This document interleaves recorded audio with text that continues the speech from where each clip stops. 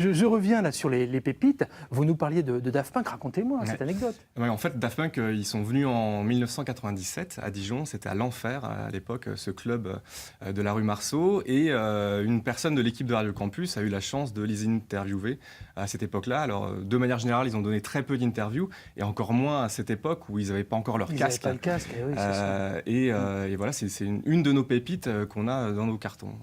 Campus 92.2. Alors voilà, on a Daft Punk avec nous. Prestige. On va commencer avec une question con. Alors il paraît qu'avec la techno, c'est l'esprit underground et c'est contre le star system. Maintenant voilà, vous commencez à devenir des stars. Alors quel est votre sentiment là-dessus? Parce que vous êtes quand même des petites stars, hein, mine de rien. Non, mais je pense que c'est quand même contre le star system. On a, je sais pas, on essaye de pas trop s'exposer non plus, quoi. Donc je pense qu'il y a que la musique qui compte vraiment ici, quoi. On passe des disques, on fait des concerts, on fait des disques, et puis après, ça c'est les gens qui décident, hein, mais on n'essaye pas de s'exhiber vraiment, quoi. Vous êtes conscient quand même qu'avec Rolling Scratching, vous avez créé un truc de terrible quand même. Vous vous attendiez à un tel succès? Non, on s'attendait pas à un tel succès. Non, mais non, c'est vrai. À chaque fois qu'on le joue, moi je suis assez surpris, quoi. Je sais pas pourquoi. Mais on est content, ouais. Mais on n'est pas conscient. Ouais. En fait, vous avez commencé Daft Punk en 93 avec un morceau qui s'appelle, enfin un max qui s'appelle Live. Il y a un morceau qu'on trouve aussi, c'est New Wave sur une compile. Mais ces morceaux-là sont pas très connus. En fait, le public il connaît que Rolling Scratching, en fait. Ça vous gêne pas d'être pour l'instant le groupe d'un seul titre? Je pense pas qu'on soit le groupe d'un seul titre, hein. Maintenant il commence à y avoir des remixes, des trucs que les gens connaissent pas mal. Maintenant les premiers morceaux, il y a certains morceaux qui sont sur l'album qui sort là. Et puis l'album qui sort, bon on n'en parle pas, mais il y a 16 morceaux, donc il y a pas mal d'aspects différents de la musique qu'on fait, quoi. Avant Daft Punk, vous étiez les Darlings. C'est terrible, ça, vous étiez dans un groupe de pop. Et comment on passe de la pop à la techno? C'est du rock'n'roll, c'est pas de la pop. Et comment on passe de l'un à l'autre? On change les machines, c'est tout. Hein. On enlève les guitares, on prend des boîtes à rythme à la place. Ouais, on fait mieux qu'à l'époque d'ailleurs. Et l'affaire Indo Silver Club, c'est pour échapper à la pression et tout? Ouais, c'était un morceau comme ça qu'on a fait.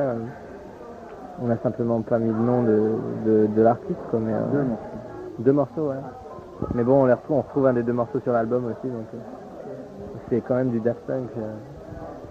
Guy Manuel, toi t'as envie de te lancer dans des trucs solo? Parce que Thomas il fait un truc tout seul, toi tu restes fidèle au poste. Je fais un truc avec un grand ami à moi qui s'appelle Eric Chedville. Et je pense que d'ici janvier on aura quelque chose, un label, enfin on aura mis tout en place pour sortir le premier disque. Donc la question se pose plus étant donné que je fais des morceaux de mon côté, quoi. On va parler un petit peu des mix maintenant. Il y a des trucs assez space, on va dire, pour des mix qu'on a l'habitude de voir. Moi je vous ai vu à Bourges et on m'a parlé aussi d'un mix au Rex. Alors à Bourges vous avez passé un petit de la soul et au Rex vous avez passé un quart d'heure de disco.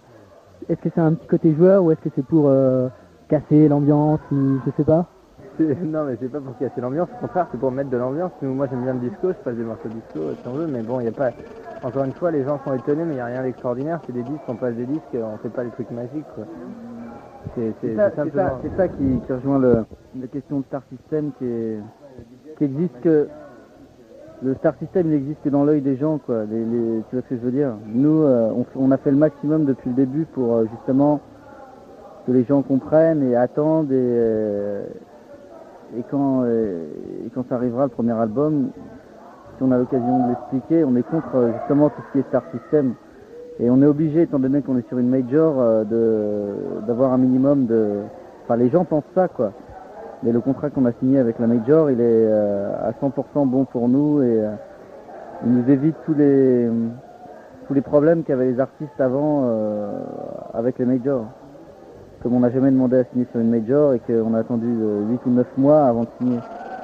Moi je pense pas que le DJ soit vraiment quelqu'un qui fait des miracles non plus, quoi. Il passe ou des bons disques ou des mauvais disques, mais c'est quand même la musique qui compte. Et je parle pas pour les disques qu'on fait, mais même pour quand on mixe 2 heures, c'est les 50 disques qu'on a passés qui font danser les gens. Bon, après nous on les enchaîne un peu, mais c'est quand même la musique qui compte avant tout. On va parler un petit peu des remixes. Vous avez sorti quand même pas mal de remixes. C'est vrai que vous avez remixé Yann Pouli? Ouais. Ça donne quoi? Ça donne un morceau, je sais pas si tu l'as pas entendu, c'est un peu dur de le décrire. Quoi. Mais ouais. Il y a un son Daft Punk parce que vous avez remixé aussi iCube. Donc ça part un petit peu dans toutes les directions. Est-ce qu'il y a un son Daft Punk? Bon, moi je retiens toujours le côté rock et dérangeant. Mais je trouve que vous avez un côté très, très rock. Disons que vous êtes un groupe techno qui concilie les fans de pop ou de rock et de techno. Ça c'est peu commun quand même. Je sais pas, non, enfin bon, nous on essaie toujours de faire des trucs différents. Maintenant, s'il y a une unité de ce qu'on fait, tant mieux quoi. Mais c'est comme, je sais pas, on essaye de faire un morceau nouveau à chaque fois. Et puis après, si les gens retrouvent le fil conducteur et voient qu'il y a une cohérence dans ce qu'on fait, ça veut dire peut-être que ça a de la personnalité, même si c'est d'être original à chaque fois. Mais bon, il y a que les gens pour juger. Hein. Nous, on peut pas vraiment juger. Est-ce qu'on peut parler de vos influences et parler de la scène française aussi? Il y a Motorbass qui vous salue sur un album. Vous connaissez tous ces groupes français, Motorbass, DJ Cam, des trucs comme ça?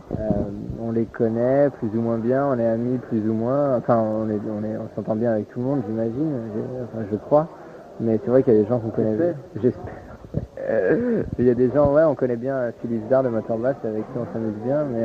Et sinon, ouais, les influences, il y a plein de trucs, de la house de Chicago, des trucs de New York. Il y a maintenant pas mal de trucs. Justement, il n'y a plus vraiment de limite continentale par rapport à la qualité de la musique. Quoi. Je pense qu'il y a des bons morceaux un peu partout et c'est ça qui est bien. Quoi. C'est qu'on n'est plus dans une situation où il y avait de la bonne musique qui venait d'un pays et pas d'un autre. Et c'est vrai qu'en France aussi bien qu'aux États-Unis ou qu'en Angleterre ou qu'en Allemagne ou dans plein d'endroits ailleurs et même sans doute des endroits qu'on ne connaît pas, il y a des trucs qui se passent. On a parlé de vous récemment dans une petite pub. On a dit Laurent Garnier a révélé la techno française, la techno à la France au début des années 90. Et ensuite on a dit Daft Punk, fin des années 90, va révéler la techno française au monde entier. Ça vous fait peur ça? On verra bien. Je sais pas. Non, mais nous on n'a pas. On fait de la musique et après on n'est pas. Enfin on est responsable des conséquences. On verra bien comment ça tournera. Quoi. Mais on se prononce pas dans un sens ni dans l'autre.